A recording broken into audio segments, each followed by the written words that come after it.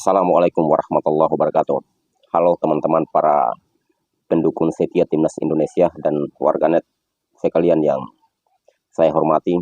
Apa kabar semuanya teman-teman? Dimanapun teman-teman berada, semoga tetap dalam kondisi sehat selalu dan tetap dalam lindungan Allah Subhanahu wa Ta'ala, Tuhan yang Maha Kuasa. Kembali lagi di channel Garuda Support. Pada konten kali ini saya ingin membahas sedikit tentang pro kontra yang terjadi pada 32 nama pemain timnas Indonesia yang telah dipanggil oleh Patrick Kluivert. Nah teman-teman sekalian, dari kemarin kita telah mengetahui ada 32 nama yang telah diumumkan secara resmi oleh PSSI lewat rekomendasi dari Patrick Kluivert sebagai kepala pelatih timnas Indonesia.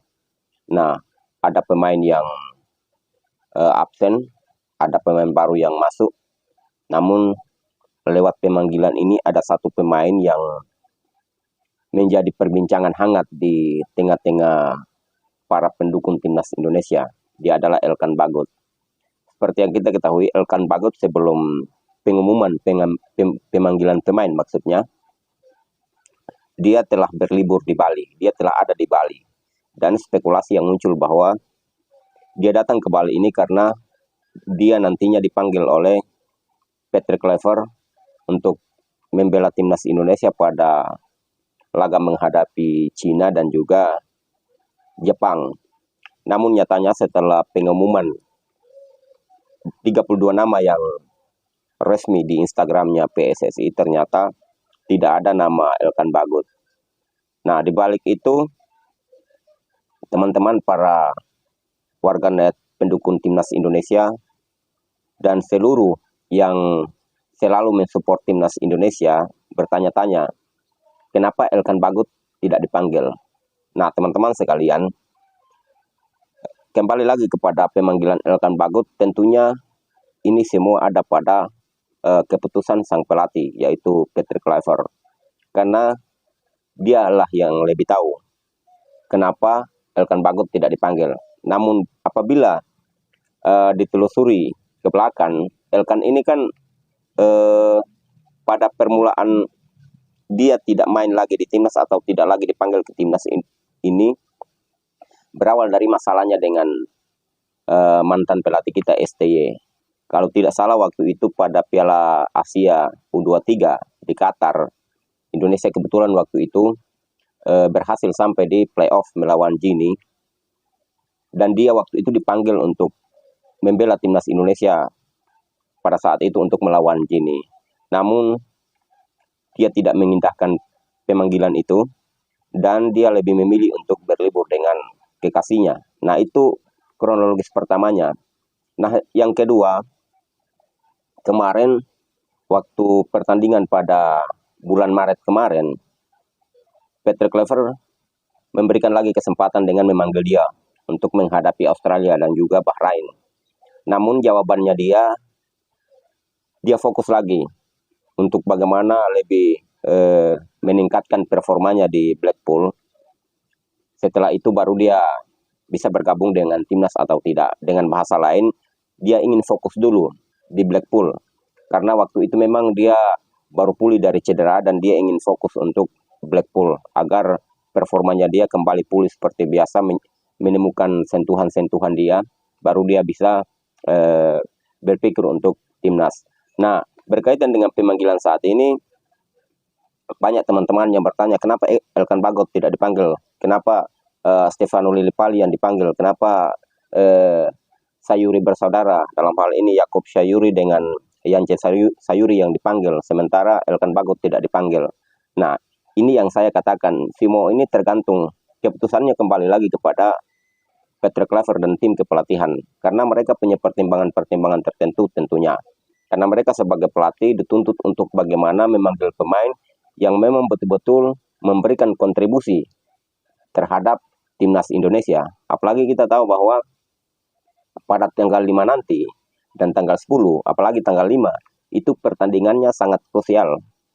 Harga mati timnas Indonesia harus dapat 3 poin. Jika itu terjadi, maka peluang untuk menuju putaran 4 sangat terbuka. Kalaupun Jepang kita tidak perlu berharap karena secara kualitas sepak bola Jepang dengan kita antara langit dan bumi. Namun dalam hal sepak bola apapun bisa terjadi. Dan konon katanya Jepang karena sudah lolos saat ini tidak ngotot lagi. Yang pernah saya baca dari salah satu situs yang ditulis oleh media Jepang bahwa Hajime Moriyasu ingin untuk bagaimana merotasi pemain dengan cara memanggil pemain-pemain muda agar bisa memberikan jam terbang kepada pemain-pemain Jepang yang dianggap belum banyak memiliki jam terbang. Apabila informasi ini betul, maka kita bisalah paling tidak dengan lapis kedua ketiganya Jepang kita masih bisa mengimbangi kekuatan Jepang. Namun kita tidak perlu harus berjumawa karena pertandingan yang menentukan ada pada Cina. Berkali-kali pada konten saya sebelumnya saya sampaikan bahwa Cina adalah tetap Cina. Karena mereka juga pernah mengalahkan kita pada bulan September kemarin kalau tidak salah, di saat kita bertandang ke stadionnya Cina, Qingdao. Kita dikalahkan dengan skor 2-1.